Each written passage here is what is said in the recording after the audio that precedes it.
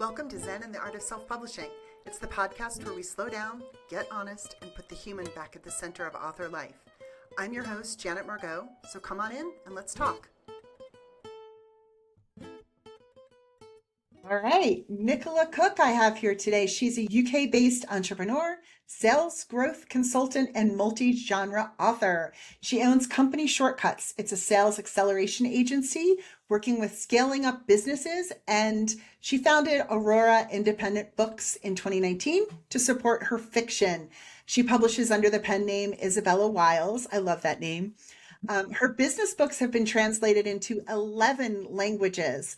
She brings a rare combination of hard-won business expertise and hands-on authorship experience, and this makes her uniquely positioned to appear on our show and to help authors think like CEOs about their creative careers. Because remember, as independent authors, we are not just writers, we are not just marketers, we are author entrepreneur. So welcome.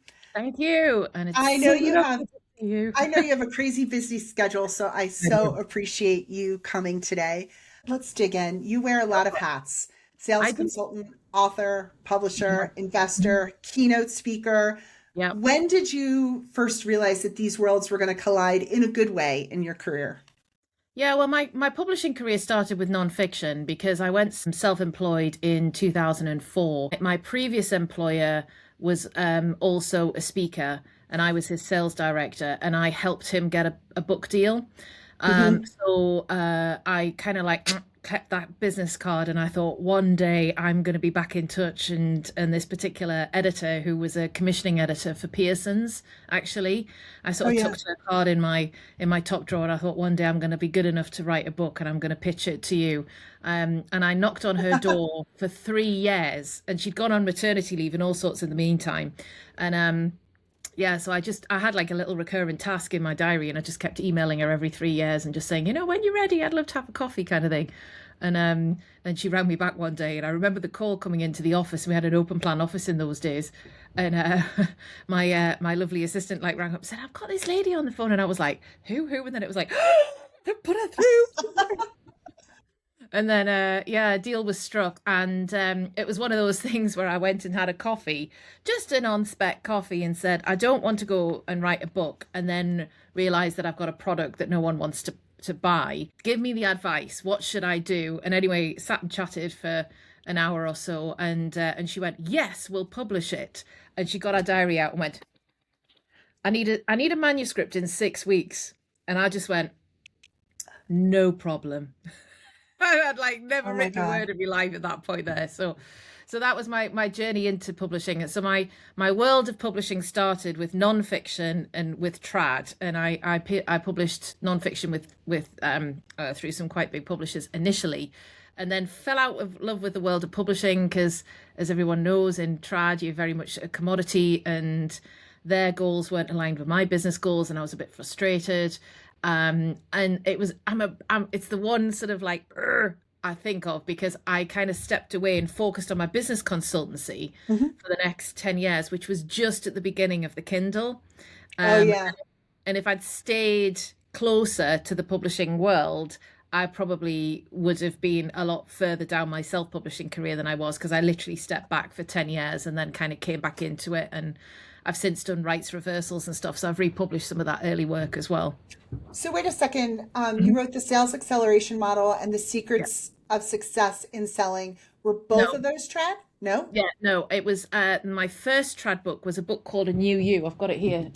This is right. I have that one. Yes, yeah, that one was my personal development book. That was the one that they actually commissioned the first time round. And then they came back to me and said, "Would you write a sales book?" And I wrote The Secrets of Success in Selling on contract for them. And I wanted to take that one further, and I wanted to do a second edition, and I wanted to do an audio book, because it was the early days of audiobooks. This is 2009, 10. And obviously, audio in nonfiction is big. We were still back in those days, listening to CDs in the car, and people were saying, people did not consider that reading. I Yeah. remember like I was Yeah. working for a publisher at the time and I was like, well, I'm listening to, you know what I mean? I'm I like, know. don't And tell anyone. being totally naive, obviously I'd signed all my rights away without realizing Oh what yeah. the implications of that were. So I tried to persuade them, and at the time they couldn't get the deal right with ACX and stuff, so they wouldn't take it into audio and stuff. So I didn't do any more work with them, and I just kind of took the work that I had, and I built a business on the back of the credibility that those books gave me. That Secrets of Success in Selling book, because it went mainstream, and it was in the UK, particularly in all the airports. There's a retailer called W.H. Smith's that Yeah. sells books and sandwiches and water Yeah. and toiletries and things like that. And they're that that like the travel shops particularly, there's a lot of business books are sold, and I was sat on those shelves for about 2 years. I was in the top 20 business books, Oh, that's and fantastic. people would just buy the book, jump on a plane to New York, and then ring me from the other end and kind of go, "Can you come in and do something with my team?" And I was like, "Of course." We'd all So kill for airport yeah, visibility. I know it was great. So I've made multiple seven figures on the back of that book, that one book. So That's the royalties, amazing. the royalties, I haven't made multiple seven figures, but the work that came as a result of it is what really started my career. And then the sales acceleration model is the stuff that I've self-published since, which supports my nonfiction work. Right. So So let's talk about Isabella Wiles because yeah, I think not enough people know about her, your pen yeah, name. Woohoo. I know, I Tell us know. about making the leap into fiction and Yeah. what that told you about being, about the business of being an author. Yeah, well, it's kind of a creative outlet, isn't it? And as a salesperson, an influencer that I've been all my life, and that's been the career that I've had, is I don't actually see it too much of a stretch, because when you are, literally, face to face selling, Yeah. you are affecting someone's emotional response. That's Yep. the job essentially. Is you are the solution, the product that you're giving them is to change an emotional state within them, and all the skills that we learn is about how do you do that.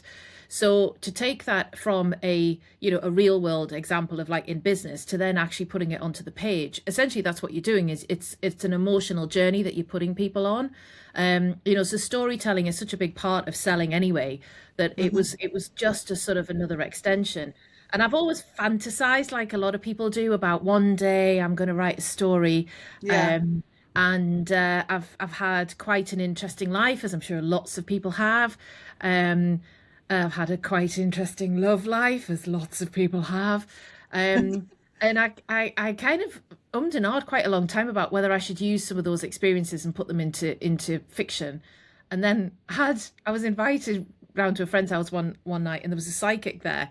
And this psychic basically turned around to me and said, "You've been thinking about writing your I love it. autobiography, Oh, and wow. I'm being told that you should absolutely do it." And I was a bit like, "Oh my God, I haven't told anybody this." And then there was lots of other things said, and I came out of that thinking two things: I'm absolutely going to do it.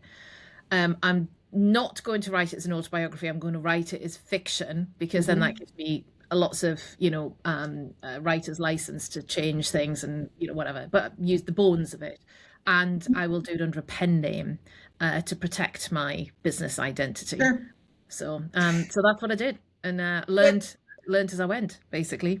but you said to protect your business identity. You were Yeah, really just protecting the brand. You weren't trying to yeah, hide behind the pen name. no, Like people know you, your nonfiction yeah. people know you write fiction, right?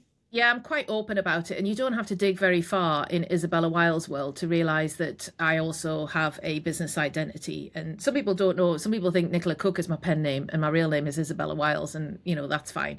I just didn't want people Googling like sales speaker for keynote, and then Yeah. up pops like saucy romance or women's fiction and stuff like that. So it was just about branding was essentially what it is. And the name Isabella Wiles is it's my two grandmothers' names merged together. So it was in homage to them, because it's all about powerful women. I write feminist fiction, really. I write really, really strong female characters that are, raging against the machine, so to speak, and finding their authenticity in this crazy world that we live in. So you, Hmm. so Yeah, you. yeah, When you founded Aurora, yeah. were you trying to fill a specific gap or just to support your own work? Did you see a bigger opportunity? Well, I've had more than one business over my career. I've had four actually of various shapes and sizes. So I've got kind of like a main like business entity that I operate under within my world. So initially, I just sort of merged everything into that and just kind of like did all the activities under that. But then, obviously, when you are publishing, you kind of want to have an imprint, don't you? So we created an imprint for that so that we had an identity, and it links to the main core ethos of our brand and our corporate identity that sits behind my company. And we've spun it out, and financially it's still tied into the main business activity, but from a branding perspective, it has its own identity and it's got its own website. We created a web shop and all the rest of it. And initially it was partly as well because when we first went direct and we started building web shops and things, is we had multiple shops, because we had one for Isabella Wiles, we had one for the Nicola Cook brand, and then we duplicated that onto the company Shortcuts brand, and it all got a bit messy. So it was actually my husband's decision last year. He kind of came back and he was like, right, okay, I'm going to merge all of this into one. So we'll create a brand online, and from a shopping perspective. So from a tech perspective, we've got one place that people go and buy books And that's from. Aurora. Yes, it's Aurora Independent Books. AIP Books is the domain name, and within that we split it between fiction and non-fiction, and then we point to it from all of our other sort of like digital footprint. Interesting. So we have the propensity. We did set it up that we thought if we decide in the future that we want to represent other authors, we've created that platform to be able to do that. And I have had non-fiction people, particularly who are consultants and things like that, who have thought about writing a book or whatever, but they don't want to go through the whole rigmarole of either trying to get a trad deal, or they wouldn't know where to start with all of the marketing and everything like that. And there's one that I'm talking to at the moment where we're considering possibly representing them, and we do all of the back end for them. So I could move into that space if I wanted to. Would you represent them as merchant of record with e-commerce, or actually publish them? Because those are two different beasts. Yeah, don't know is the short answer. I haven't looked into it far enough, whether we would literally buy the rights off them and do a deal, do a royalties deal with them, or just be their retail. Or just be their retail, depending on how much capacity. Because my biggest challenge, Janet, is two things.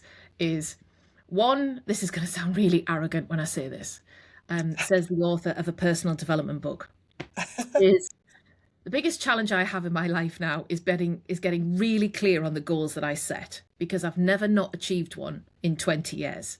I might not achieve them in the time scale that I set, but I'm like a dog with a bone, right? So if I say I'm going to do something, it's like I'm going to make it happen. I've got activator right up in there in my like tops. Clifton strengths, yeah. So I have to be really careful about what I say yes to, because I will just find a way to make it happen. Because the second. So your tagline for business is for your actual business work, the sales stuff, growing the nation by improving sales performance. I love that. Do you think authors in general, and of course we're talking about self-published authors here, do you think they resist thinking of themselves as business owners? I think it's a problem not just with authors. I think it's a problem with a lot of businesses, and particularly with creatives. But I see it whether you are a lawyer or an accountant or an engineer or whatever. Everybody has this resistance about marketing and selling. There's a real stigma around the word sales, particularly in the UK, more so than in other Western really? country. Oh my goodness, yes. Oh yeah. If you're in the States and you go like 10-year-old round the dinner table at night, what do you want to be when you grow up? And your kid goes, I want to be in sales. You'd be like, excellent, you're gonna make loads of money. If that happens in the UK, you go, really? Do you not want to be a doctor or a dentist or a teacher? Something sensible? No. I mean, we don't even use the word sales in job titles over here. We shy away from it. Is it more like business development? Yeah, we call ourselves anything. Customer service advisor, business account, lots of account management, business development, technical supervisor, whatever. Like you'd never get a VP of sales unless it's an American company, and it's an established brand. What do you think this resistance for, let's say, specialty practitioners, because like you Yeah. said, it could be Mhm. lawyers or something too, but Yeah. especially creatives, why do you think it matters? Like, what do you think the implications are then if they're resisting to Well, think of themselves as business owners? yeah, well, the implications are is you'll never make money out of it. That's a very bold statement to say because, of course, there's going to be somebody listening that goes, well, of course I did, because you'll be the outlier. But unless you understand the basic principles in the market demand and market supply and how to fulfill that and to build systems that are going to help you do that and to do it in a scalable, repeatable way and make money and, make profit on the back of it, you will be slaving away to your art, to your craft, which if you want to do that, that is absolutely fine. If you literally are in it for the love of the writing and you want to just hold a book in your hand and you've put something in print, that in itself is not to be diminished at all. Mhm. I want to be very clear about that. But if you are wanting to build an author business, then you have to have Mhm. business acumen and you have to have business skills. And a big chunk of that, as we all know in this world, is knowing how to find a market need and fulfill that market need and do Yeah. it in a repeatable way and build a fan base on the back of it and do it in a way that is profitable. So you need financial skills as well. And those, but it's not for me to answer your original question. It's not just a problem in author businesses. A lot of solo businesses, a lot of people, whether they're Yeah. in service-based businesses, they get into something because of the love of the thing or the influence that they have or the how it aligns with their personal values and their personal Mhm. mission and so on. But until you can actually turn it into a business, you won't make money out of it. Which means you'll still need to have another income of some kind. So you've got to find out what is right for you, really. Now, a little birdie told me that you were actually attending a conference I was, in yeah. Seville and you came out of that and thought, Mhm. you had an idea actually for some kind of a workshop about authors knowing their numbers. Is that correct? It was, yeah. Yeah, no, we discussed it when I was out there. It's partly it's probably two What reasons. happened? But wait, what happened at the conference? Like, One what did thing you that glean? really happened at the conference, what Oh, happened at the okay. conference, Janet, is the fact that nobody has actually put something together for authors in this space. Um, and a lot of my author friends are always asking me, questions, or, they know that the work that I do and the businesses that I've run and the businesses that I've helped and I've, Yeah. helped businesses grow and exit for hundreds of millions of pounds. So I know how to do that. I felt like I was an imposter and I didn't have credibility to be able to speak on this because I haven't yet built a high six-figure, seven-figure author business. I do have a high six-figure, seven-figure business, but just not purely from publishing. And it was my friends at Seville who just went, get over yourself. You know how to do this. You said that you haven't built a six-figure fiction business, so you didn't Yeah. think you were qualified. Yeah. And, anecdotally, we say that's BS. But one thing that I want to note for listeners that kind of bothers me about that thinking, this Mhm. isn't an attack on you at all, by the way, but I think there's a lot of us out there that haven't built certain numbers and say, oh, therefore we don't have the expertise to comment on it. But I just want to call out that the marketplace has changed dramatically in the last couple of years. There was I'll call it like the early days, then the pre-COVID era. I'm making up these eras, then the COVID era, and then decidedly the post-COVID era, and now the sky is falling era. Like we have all these different eras, right? And a lot of those people that we're hearing talk about the six and seven figures, they built that in a different era. And Yeah. I'm going to say this, it was easier. And I Mm. will argue with anybody who tells me that it was not easier. It was Yeah. easier. We're in a different space now. Even in my specialty with Amazon ads, the Mhm. reality is it takes a lot more to have successful ads running than it did Yeah. 3, 5, 7 years ago. Yeah. It does. That You get the is same a fact. result. Yeah. So, um, so it sort of pains me a little bit at some of these conferences. We hear the same people, not all the conferences, but in a lot of the conferences, we hear the same people take the stage and some of their advice, and I'm not putting down their success, not an iota, because I think there's things to be learned from them, but it is a different environment. And I would like to hear more from people like yourself who have expertise, who can say, hey, think out of the box a little bit. What if Yeah. we take this knowledge over here and apply it Hmm. to the current marketplace and Yeah, world? sure. And I think it's Tammy LeBrock who says strategy first, tactics seconds, which is actually something I also That's what say. I And I say in heard, ads now, and nobody yeah, wants to hear it. yeah, but everybody wants the tactics. Everybody wants to know the how without understanding the why or the Well, they what. want the magic bullet is what they And want. yeah, and what they do, and the thing that's always evolving is the tactics, and the markets will always change. And one of the things that's great about being an indie is that we always have that adaptability and we have Yeah, first mover advantage. So, like there are still people breaking out in the indie space because they're doing something and they're doing something well within their marketing strategy and they're executing well and they're getting traction. And as soon as they've got traction, then they can start to build on that. or Meanwhile, even a new platform coming along, like the yeah, people that came out exactly. of nowhere because of TikTok. Yeah, exactly. Yeah. And in 5 years' time, we'll be talking about how much easier it was before BookTok got completely swamped. But there'll be another Right. platform. There'll be something else. There'll be another thing that's coming along in 10 years' time. We won't recognize what we're talking Right. about now. But the core basic principles of financial management in a business, however you execute the business plan, are fundamental. And they can be learned and adapted Yeah. and applied and are very relevant in a smaller business because cash is king. But when you're thinking about financial literacy and Mhm. scaling, Yeah. how does an author career scaling compared to, say, like a manufacturing company scaling? You need less capital, for sure, and you can get going faster, and you can take risks on a smaller basis and then scale up once you've kind of found what you. I always say that within every business lies a sales algorithm, which is the correlation between activity and resources that leads to a predictable output. And what you're looking for is predictability in your output based on your activity and your resources.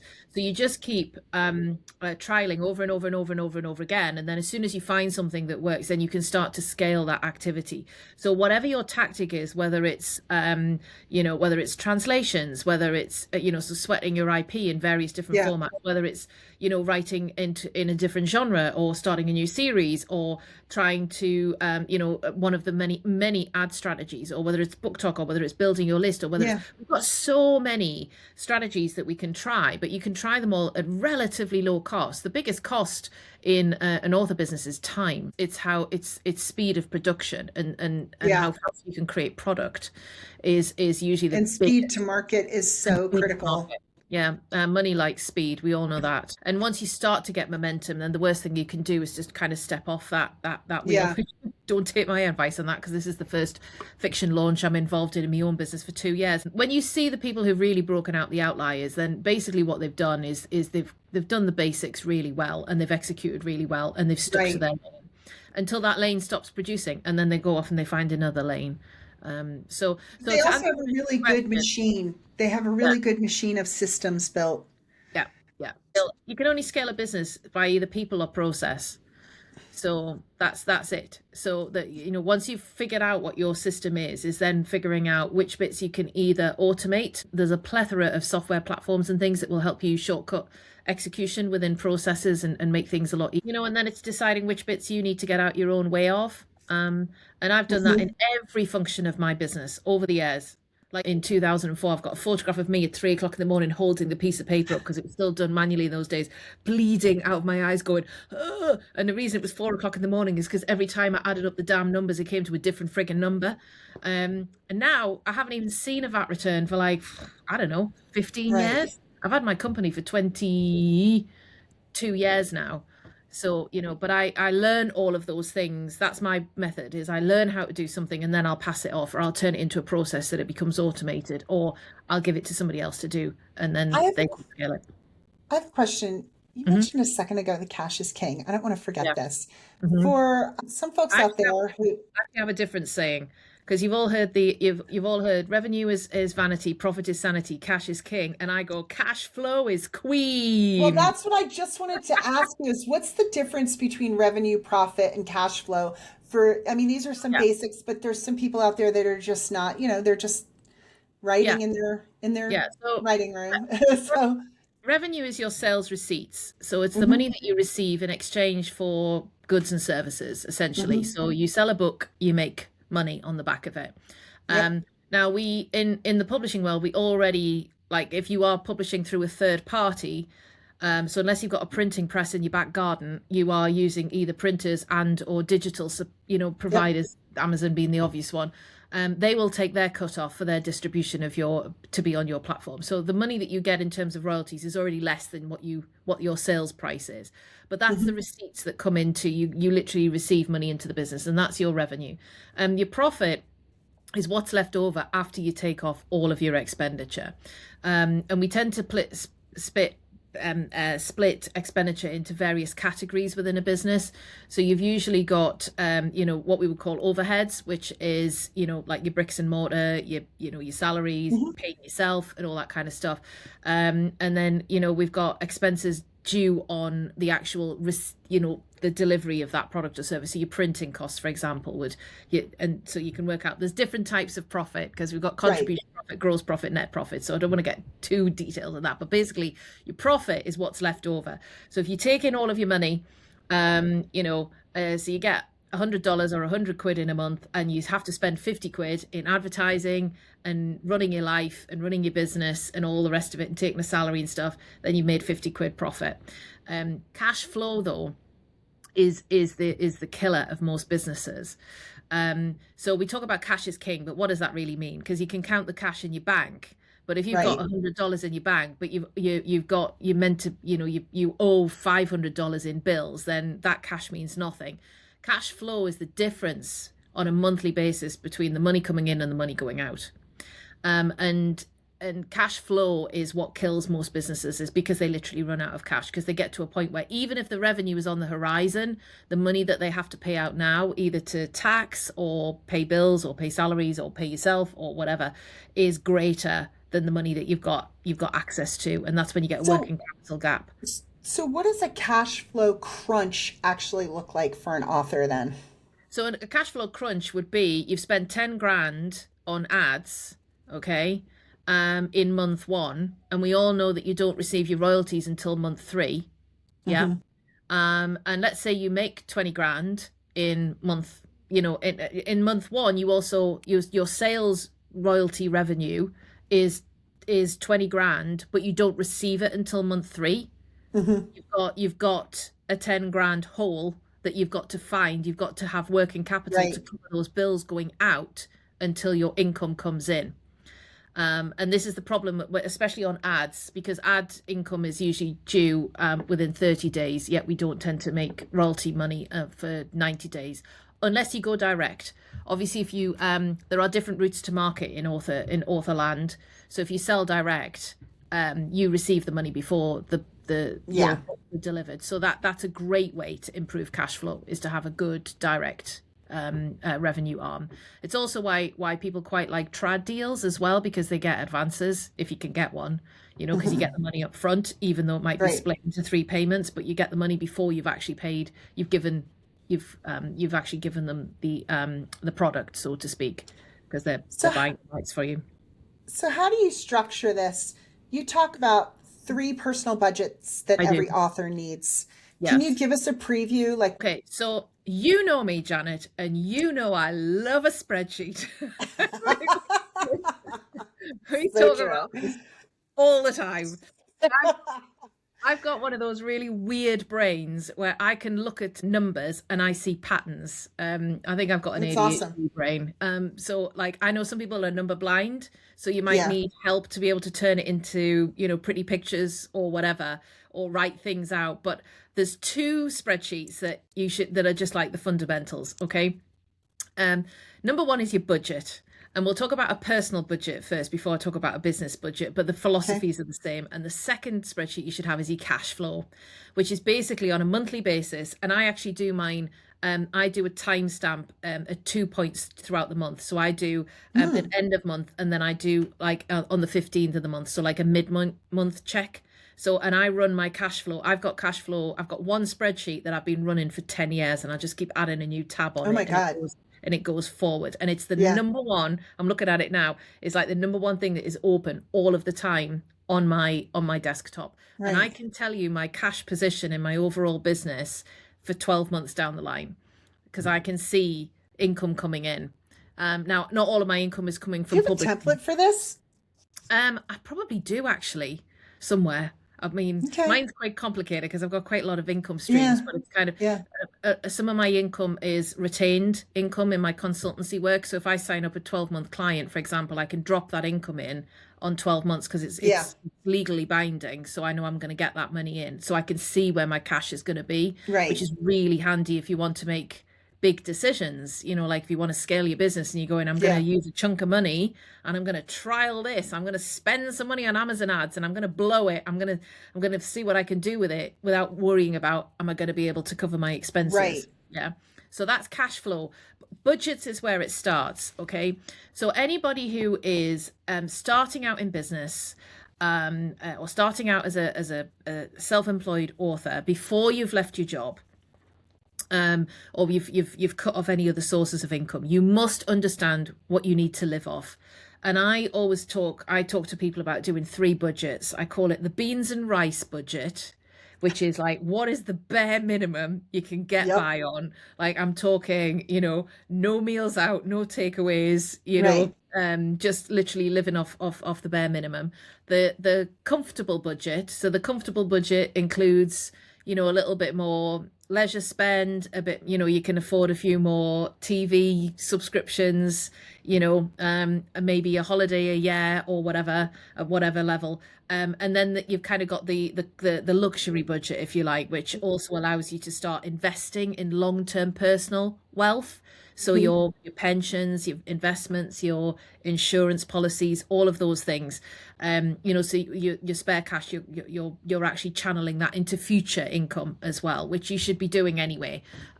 But what is the bare minimum that you could live off? Like, what is the minimum amount of income that you would need as a household and as a family? If you're with a partner, to cover your expenses, and for how long, and how Right. uncomfortable would that be? And you need to know that number, because that is your personal break-even number. Because without that cash, or without that amount of income coming into your household every month, you will go into debt. And there's good debt and bad debt, as we all know. So good debt is money that you spend on assets. So things like buying a house, getting a mortgage, that's good debt, because the mortgage is secured against the house. And it's a long-term loan, and usually your house is appreciated, and it's going up. Bad Right. debt is borrowing for the sake of covering liabilities or cash flow holes. So you want to avoid that. So once you've done your budgets, the next thing that I always advise is you need a safety buffer. So you need, in author world, I would say 6 months worth of cash. So if you take whether it's your beans and rice or your comfortable budget, what is it the household needs to live off, so to speak, then you need we call it in our household, we call this the slush fund. So Hmm. you need an emergency fund, or the slush fund, of an amount of cash that is put aside, usually in an easy access but high interest account, or somewhere where you could get your hands on it. You still want to put your money to work, but you want to be able to make sure that, like, if the boiler breaks, you've got cash, Right. and or if the car breaks down or something happens or whatever. But you need that cash as a backup before you commit to full-time author income, because, as we know, it's so unpredictable. And until you are confident that you are, creating an income stream that is going to replace the income that you need to add to your family budget, then you need to have that buffer to cover that gap until you Right. get your income up to that level. I'm going to shift here a little bit in how we build for the long game, but Yeah. I just do want to make a note. I would love to include in the show notes if you can find a template for any of that, because I know people are going to be asking for I'll make one. any kind of budget templates. A lot of authors think the whole goal is to write more books. What is the more sophisticated version of that goal?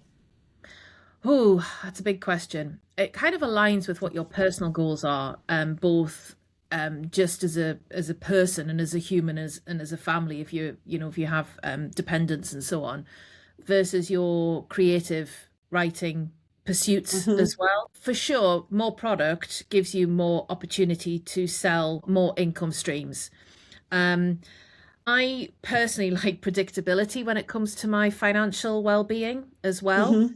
And I've Mm-hmm. also had businesses that have failed, and that's very painful. I never, ever personally want to be in a situation where I've got all my eggs in one basket, unless I've got a huge amount of financial security behind me. So Mm-hmm. that if my route to market closes down tomorrow, which is what happened in one of my businesses, was my there was a change in policy that came into UK law in 2008. Don't remember that year. That was a cracking year, wasn't Oh it? my God. Yeah.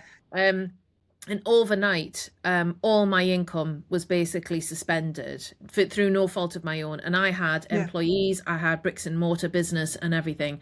And we had a massive working capital hole, should I say, that I just couldn't fulfill. And I didn't actually go bankrupt, but I had to let a lot of people go, and it was painful. And I took on a lot of debt, and it took me years to get out of that debt in the business. So what I think is more healthy is to look at your portfolio of your publishing business as part of your lifestyle goals in terms of your wealth generation overall, and to spread your eggs into however many baskets you feel is comfortable for you. Now, of course, there are going to be people in the publishing world, and we all know the big names, who are outliers, who are going to break out and who are going to be you know, a Lucy Score or a whoever, pick your name, those people who do so well and are our heroes when it comes to who we idolize as being the templates that we should follow. Right. But the reality is that most people will make a normal everyday income off their publishing, and it's quite unpredictable.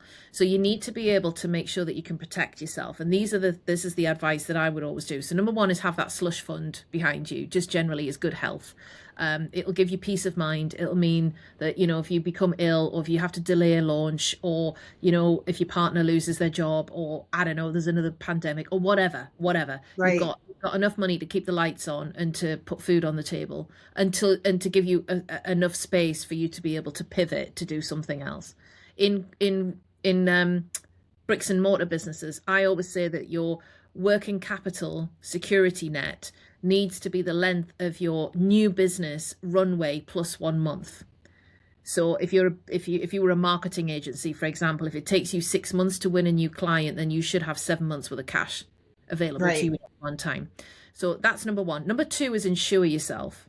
Okay. Wait, but how does that runway look for your average indie author?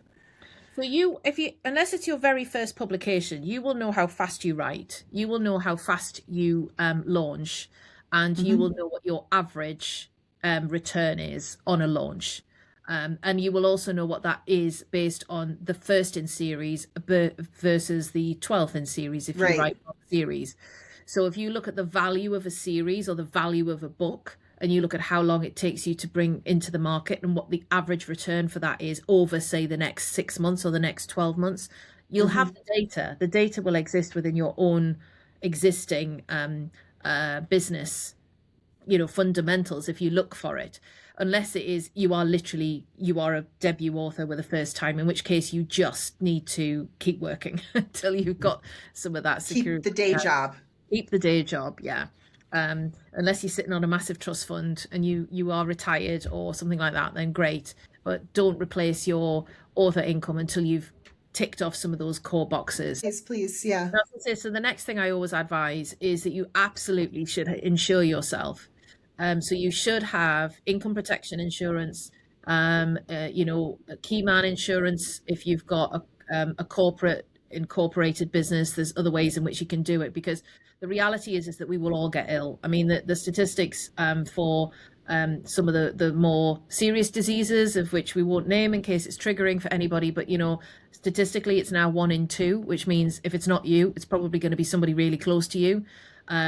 And you want to be able to deal with that and take the time that you need to be able to heal and get well without having to worry about where the next penny's coming from. So make sure you've insured yourself, that you've got life insurance, that you've got income protection insurance. Those are the two that I would definitely recommend. And you can structure them differently depending on how your author business is set up. If you've got an incorporated business, whichever territory you live in the UK, whether you've got a limited company, you can do it through your limited company and it's a tax write-off. If not, then you can also do it individually. Just get yourself insured. And then the third thing is you should be building long-term residual wealth as early as possible. Never mind being an author, just generally as early as possible. My one regret in life is that I didn't start a pension until I was into my 40s. And now it's like I'm having to put a lot of money into my pension for me to be able to retire comfortably in the next 5 years. What about investing? Do you think authors should be thinking about investing outside their own creative IP? I mean, I know creative IP can also be an investment depending upon how you look at it. I have 4 investments. None of them have paid back financially. 2 of them were on spec and 2 of them were businesses that I was involved in. So I only need 1 to kind of pay out. Yeah. But I look at there's different types of investing, because you can invest in the stock market through a structured process. So you can buy, you can go through like indexes and things like that. Absolutely. Yeah. Get some money into that. Often your pensions are a really good source. Like, you need to find out in your territory, what are the most tax efficient ways for you to invest? And, number 1 is usually pension or a 401k, I think you call it in the US. Or an IRA, Or an IRA, In the UK, it's just called a pension, but there's also usually some tax-free savings that you're allowed to have. In the UK, these are called ISAs. So you can wrap your pension and your ISAs, of which we get tax-free allowances, and your ISAs will invest in stocks and shares, and they will invest in indexes and things like that, which is a very easy, non-technical way to do it. And I definitely, that's what I'm talking about in terms of long-term residual income. There's other investments that you can make, though, because you can invest in things like property and stuff, and that's a whole other world. I personally don't invest in property because I can't be bothered. It's not something that like excites me. I have got lots of friends, entrepreneur friends and stuff who, a lot of their money is tied up in property and they are very wealthy on the back of it. And then you can also invest in businesses like a dragon or a shark, like a Shark Tank. Right. I've done 4 of those, but I consider them like buying a lottery ticket. Right. And I need 1. If 1 pays out, then I'm back in the black. But I literally wrote those checks and thought, like, how much can I afford to lose?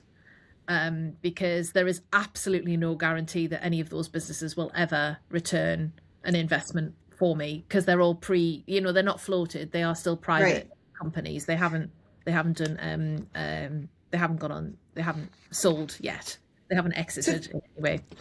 Everything you're talking about here, like, I feel like we just did an intro to personal finance, which we kind of did in a certain way, but it does require, for many authors, it requires a mindset shift.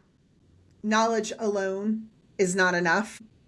You say your money mindset will keep you at the income level that you're currently at. Yeah. That's a bold claim. Yes, it's true, though.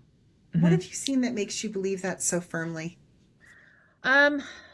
Well, we have this kind of leveler within our mind, and there's so much. Our financial habits and our beliefs around money are formed so early in our lives based on our experiences, and it is an experience-based belief system based on what your circumstances were when you were brought up, and it's also tied into what we believe we are worth. What is our self-worth? So if we don't believe that we are worthy of receiving that reward, then we will self-sabotage to make sure that we don't receive it. And we have this thing called like a money equilibrium, which is the amount of money that you are comfortable with at any one time. So if you look in your bank account, what is your safe number? So for some people, that might be a negative number. They'll be like, okay, well, as long as my overdraft doesn't go over $1,000 or £1,000, right? I'm cool with that, because it'll clear again when I get my wages at the end of the month, right? If it goes over that at the end of the month, if it's more than that, then you start to change your behavior a little bit to kind of bring it back up to where you want it to be. For some people, it's like, unless I can put my hands on 50 grand cash at any one time, that's when I start to get a bit twitchy. but we have a level that we are comfortable at, and you might not even realize it until I tell you this, and then you will recognize your behavior, because if you start to build up surplus cash, suddenly you're a bit more spendy, like, yeah, let's Yeah. yeah, go for that holiday, or that writer's retreat, or that conference, or those fancy book covers, or spend some more money on advertising, or like go and buy a new handbag. That's a very girly thing. That's what I do. That's why I said it. It's like every time I publish a book, I buy a handbag, but that's another story. It's like my reward. I buy another pair of black boots. I live in Mexico now. I wear none of them. I know. Like, literally. Anyway, but until you shift your money equilibrium, you will hold yourself at that level. So even when How you do you start shift it? you become conscious of it. Okay. And Okay. how I do it is, because my money equilibrium, I used to be that person that was like, as long as it was no more than a minus 1,000, I was cool, because me overdraft, like would clear at the end of the Yeah. next paycheck, and then I'd be back there again. And then I got to where it was that when it was, I got it up to zero. So as long as my bank account never went overdrawn and I was at zero, then I was comfortable with that. But then as my life expanded, and particularly when I started to have children and things, Yeah. and I mentioned 2008 was a tough year for us. It was a really tough year. We were 10 days away from bankruptcy at one point. And I will never forget the phone call I got off my husband. We had a young child, two young children, but one like still in nappies. And he rang me from the supermarket and said, "There's £11 in the bank account. Am I buying formula or nappies tonight?" And I thought, Jesus, like, wow. And I was like, we can't carry on like this. So we squirreled away, because we became conscious of it, and we set a goal. And the first goal was get out of debt. The second goal was build up a slush fund. Then the third goal was like pay off the mortgage, get the money invested in pensions and stuff like that. So we carried on living a very modest lifestyle, even after our income started to increase, that allowed us to achieve those goals, which is why I set, like, become conscious of it and then set a goal.